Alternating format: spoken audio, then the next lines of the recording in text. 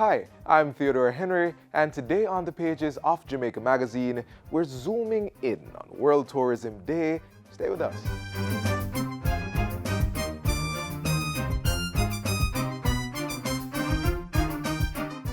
Youth, older people, mature people, anyone who is listening right now, don't wait for extraordinary moments. Seize small opportunities and make them great. I've learned that through this experience. So if you have an idea, there's something that you want to do and you have not sought out an avenue, trust me, the time is now. Get it done.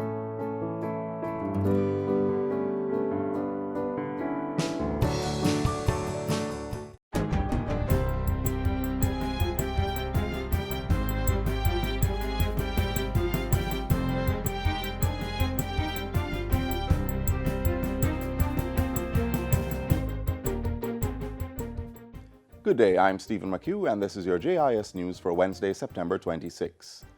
Prime Minister Andrew Holness on Tuesday held bilateral talks with world leaders while attending the United Nations General Assembly in New York. Mr. Holness met with President of the Republic of Kenya, His Excellency Uhuru Kenyatta, and discussed economic and cultural cooperation. Prime Minister Holness also discussed possible partnerships in energy, tourism, economic growth, and renewables with Prime Minister of Denmark, His Excellency Lars Løkke Rasmussen. The Jamaica Constabulary Force JCF says its crime prevention strategies are yielding results. Within the last 3 days, 15 illegal firearms and over 140 rounds of ammunition have been seized. 3 of the weapons were from St. James, another 3 from St. Catherine, and 1 each from Westmoreland, St. Elizabeth, and Clarendon. The largest find is from Kingston and St. Andrew with 6, of which 5 were seized during the State of Public Emergency SOE. The ammunitions were found in the same parishes along with the firearms. The JCF is also reporting that 15 persons classified as persons of interest are in police custody following the imposition of the SOE in the corporate area. One of those persons has since been charged. The government has estimated that it will need over $17 billion more to finance its operations in the 2018-2019 financial year. The increase was outlined in the first supplementary estimates, which was tabled in Parliament on Tuesday. The budget will now move from $773.6 billion to $791 billion. The bulk of the increase, $12.4 billion, is for recurrent or housekeeping expenditure, with $5 billion for capital expenditure. The House of Representatives will review the estimates at next week's sitting. In the next 3 months, football players and administrators will be able to play and practice on an artificial football turf.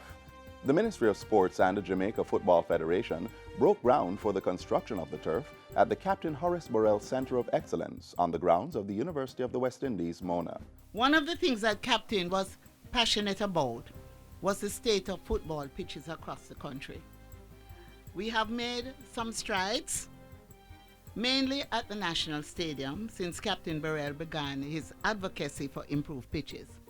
And here we are today about to begin construction of what will become one of the best ever constructed in Jamaica. Stadium Source, a Costa Rica-based company, has been contracted by the International Federation of Football Associations, FIFA, to carry out the project at a cost of $600,000. And finally, the Heart Trust NTA is now offering training in autotronics and underwater welding.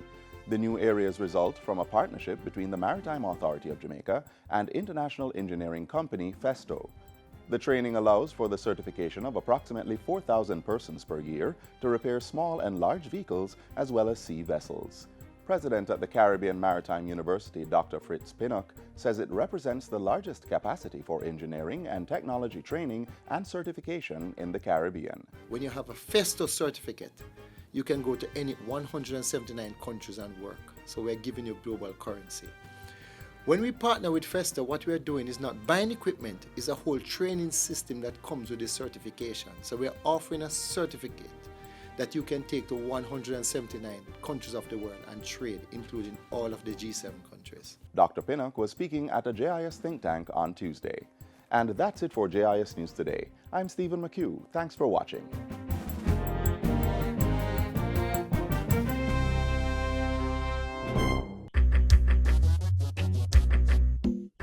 Nutritious food, succulent dishes, superior workmanship, and excellent service. Jamaica is on the go. Let's grow what we eat and eat what we grow. Let's harness the indomitable spirit of our most valued resource, our people. Let's support our local businesses. After all, buying Jamaican means building Jamaica.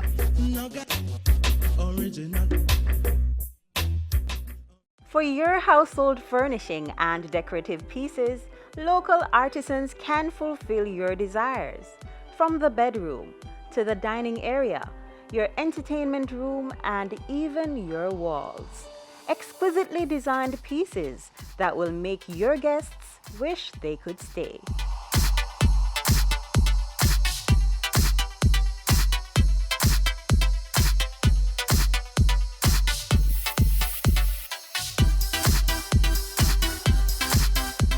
As part of our local economic development support program, we host a number of business fairs. Today we're having a furniture fair where we're trying to showcase those businesses that deal with the crafts from the downtown area. If you travel along Harbour Street downtown, you will notice a number of furniture stores with different things on the sidewalk. And we consider a number of those products to be of high standard. A standard that you will get in any stores that you will go in and around downtown as well as uptown. So we wanted to bring into Emancipation Park those products of persons who are in homes and in businesses to see what we have to offer, the indigenous skills and craft from Jamaica. The exhibits here are actually really lovely today. Like especially the natural, I think it's a natural furniture place. They actually have some really nice stuff on display.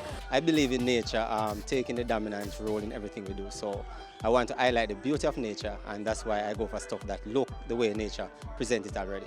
Anything you can conceptualize, I try to bring it to life. I do door, countertops, accent wall, the whole decor pieces. It's a nice coffee table, two cedar limb, I put them together with a resin inlay. So I pour the epoxy called liquid glass. Yeah, I love to work with that to create the binding, but it also comes with a lighting underneath it to really illuminate the whole thing in the night. Another piece of the same cedar tree. If you notice how the termite heat it out, but I treat them to ensure that nobody have termite in their home. However, it's the termite in it that causes the different looks, the rotten hair. They heat it out, but when you put a finished touch to it, it's gonna come out beautiful. So my beauty is what you consider to be ugly and distorted. I just bring a little beauty touch to it. This is actually is a dinner table for about 3 or 4 chairs. Put a little piece of nature to it.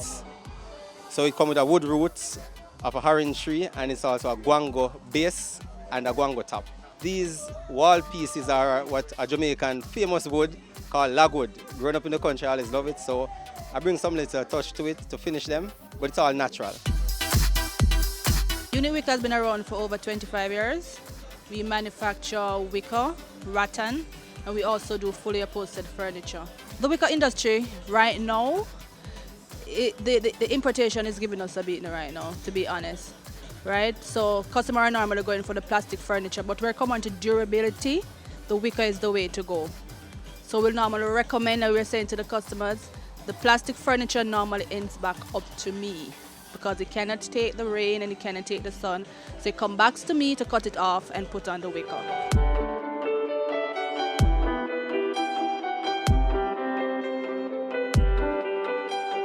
I did look at some of the furnitures and things, and it looked nice, looked interesting. We sell furniture, mainly beddings and living room items. Once it's made from wood, we make it. What we have here on display now are made from maho.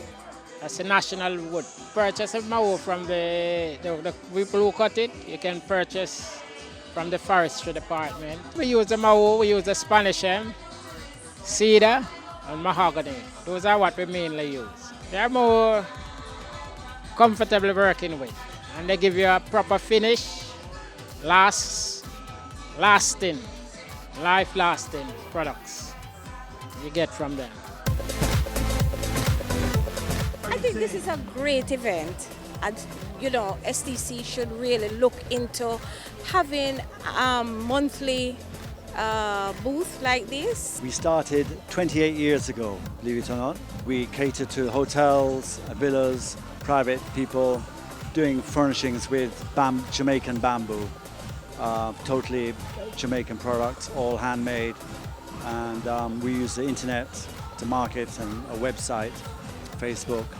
And we've been in a few shops, but at the moment we aren't in any shops, we're just in online. I was showing you our bath rack earlier, and we do pendant lamps, cluster lamps, every type of lamp you can think of, ladders, shop fixtures for hanging clothes, displaying shoes, as well as your regular furniture, bedside tables. Bamboo itself is one of the most environmentally friendly plants, so by cutting bamboo down, you're increasing the growth of bamboo and takes out carbon dioxide out of the air, and it's good for the environment. Plus, it's a very strong material, so it's very durable.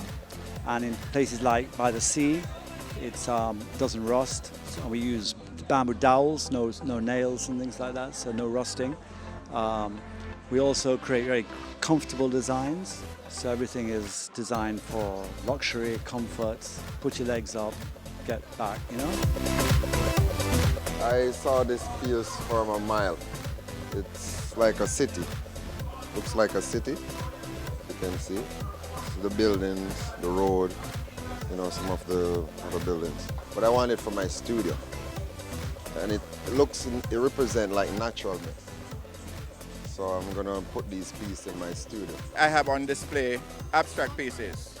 Abstract pieces on canvas, paper, and PVC.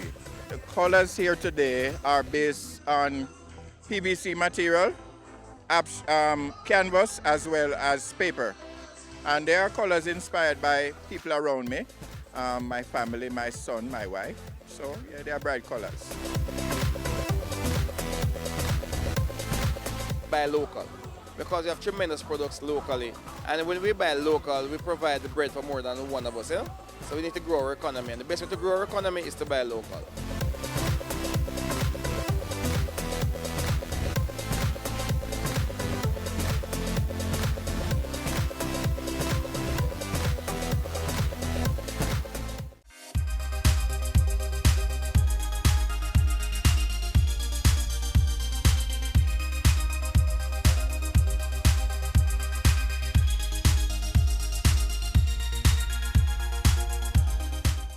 Did you know that the EU has been doing a lot of work in Jamaica? The EU provided some 23 billion Jamaican dollars to help people living in sugar-dependent areas. This means new houses for sugar estate workers, rehabilitated roads, improved schools, health centers, vocational training, business grants, and a wide range of action to improve the lives of people in sugar-dependent areas. Life sweeter for true with the EU.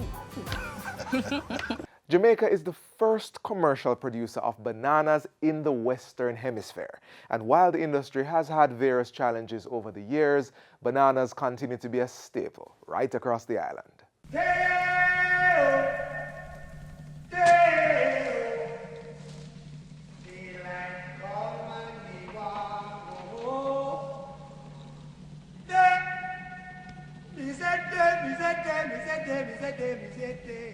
As early as the 1800s, Jamaica enjoyed a robust banana industry, and by 1866, the country began its export trade of the fruit. It was one of the top export produce and drivers of foreign exchange for the country.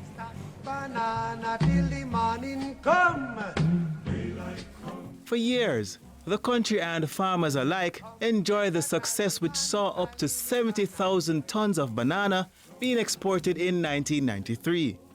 But in the midst of this achievement were great challenges. The sector grappled with varying diseases and frequent storms and hurricanes like Gilbert in 1988 and Charlie in 1951.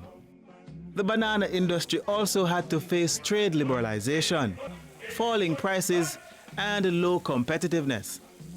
This triggered a gradual decrease in export.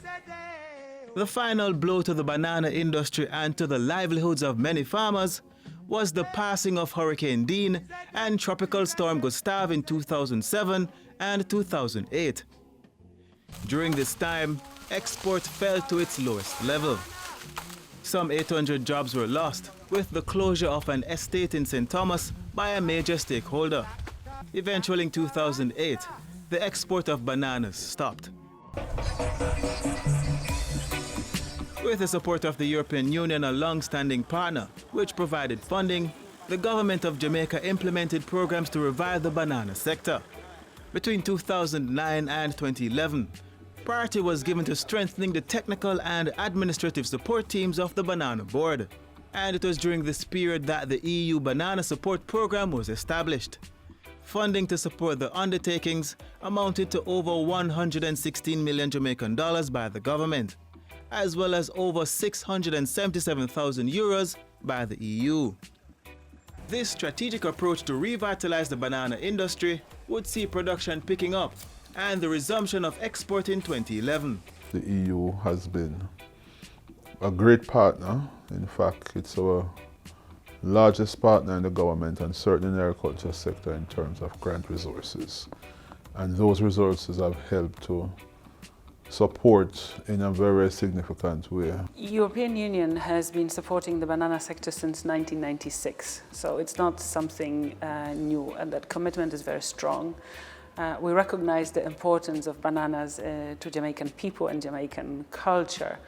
Unfortunately, the blow to the exports in 2008 has been quite difficult to recover from. So today we are trying to support the Banana Board and the Growers Association and the small producers in order to improve their competitiveness, but also to assist them with technical expertise, to look at a variety of different types of bananas and plantains.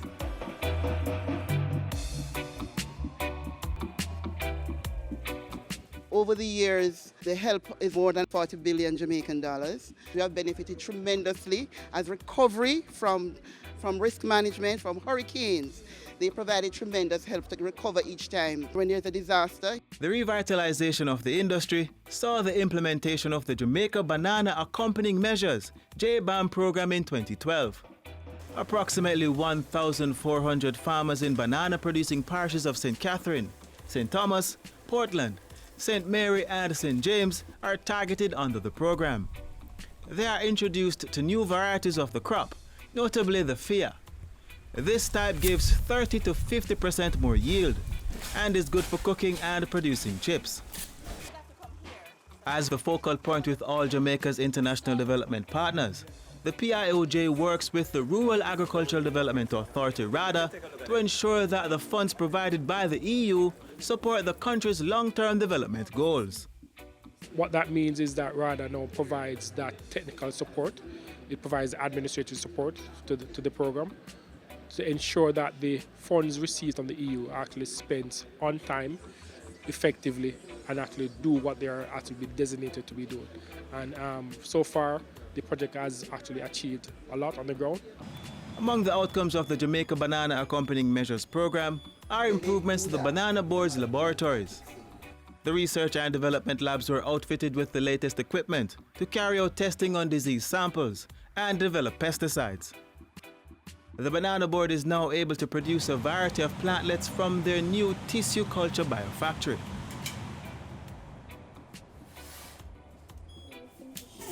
The projection is for the board to produce 120,000 tissue culture plantlets, that is to be supplied to participating farmers of the JBAM program per year. The calculated intervention by both the government of Jamaica and the European Union also allowed for the continued operations of the banana breeding station at Bodles in Old Harbour in St. Catherine. The Banana Board currently maintains over 150 varieties of disease-resistant banana plants. Also, JBAM supports the Growers Association through the construction of a $30 million processing plant. This will allow players in the industry to move up the value chain and benefit from the production of banana and plantain chips. and in the future they can look at other banana products. So we are actually empowering the growers to be involved further along the value chain, which will provide more profit, more income to the Growers Association. Farmers also benefit from farm supplies at reasonable rates from stores operated by the All Island Banana Growers Association. The other thing is the availability. Because of our cash resource, thanks to the EU, we are now in a better position to improve on our inventory. So the availability of input material that is readily available to all farmers. Thirdly, from the assistance given to us, we were able to implement credit programs, which our farmers could get assistance to resuscitate their farms and so forth. The impact of the JBAM program is far-reaching. Not only are the farmers empowered to produce, but they are able to employ workers, thus spreading the financial gains across rural communities. Another advantage to the farmers is that they get the opportunity to acquire the Global Good Agricultural Practices certification. With this international standard, they are able to trade in the export market. The certification exercise is administered under the sub-program of JBAM, called the Banana Export Expansion Program, BEEP. Its main objectives are to increase banana production with international standards, develop the technical and infrastructural support of the industry, and preserve the industry's competitiveness in both the export and domestic markets. Well, the assistance that I have gotten is tremendous. We have a huge storeroom that we have compartmentalized to facilitate smooth operation and to prevent contamination and to make us more efficient. By ourselves, we would not have been able to. I've also received over $1.25 million in grant from this program, this BEEP program, and this grant was used as infrastructural development. My farm is now certified as an export farm, so I'm now able to export my own fruit to various overseas countries. The Banana Board has seen a steady increase in the export of banana and wants to take it further. Our aim is to increase the overall production by 30%. Last year, we actually did 26%, so we are well on our way. Export markets currently include the Cayman Islands, Canada, the United States, and the United Kingdom. Looking to the future, the nature of EU's partnership with Jamaica will mean that we will continue supporting the government and civil society organizations in trying to improve people's lives, and that will be very much also relevant to the agricultural area. The ministry has been guiding the agricultural sector in terms of growth. We are very proud that the sector has been growing and supporting the Jamaican economy. So our vision is to put the sector in a position through expansion of irrigation, through making available lands with requisite infrastructure, to be able to produce consistently, to tap into a huge tourist market, for export, for import substitution, and in the final analysis that our rural spaces and our rural communities are strong because they depend on agriculture. That's our vision.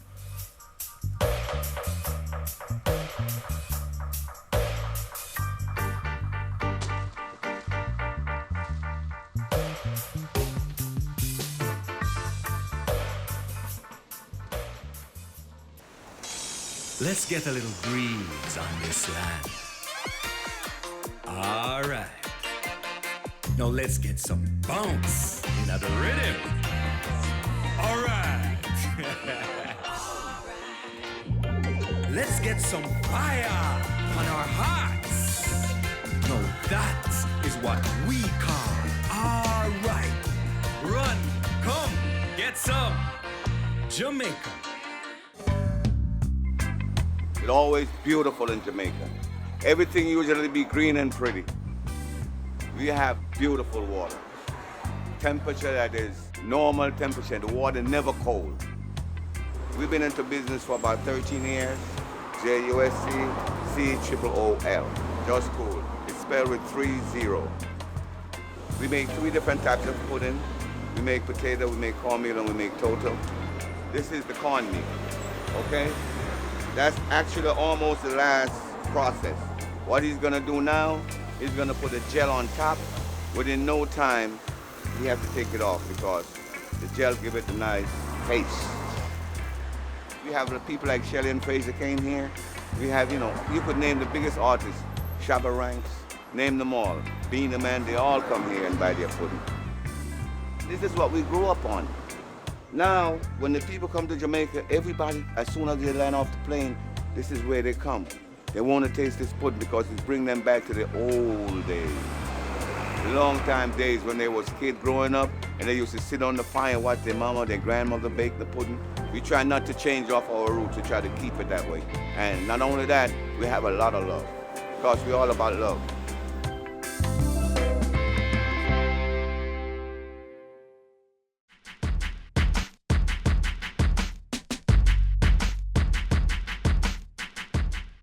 Here it is. World Tourism Day is major. Why? It creates an opportunity to develop awareness on tourism's actual and potential contribution to sustainable development. It highlights tourism's social, political, and economic impact and addresses some of the most pressing challenges of today's tourism industry. So, as you go about your day tomorrow, take a minute to join in the celebrations and play your part in helping to make Jamaica the place of choice to live, work, raise families, and do business.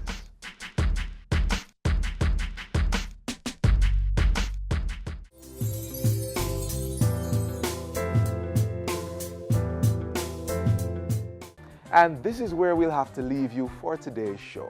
But do join us again tomorrow for what promises to be another informative edition. If you missed anything, watch it all again on our website or our YouTube page. And don't forget, keep up with us via our Facebook, Instagram, or Twitter pages. On behalf of the entire production team, I'm Theodore Henry. Do take care.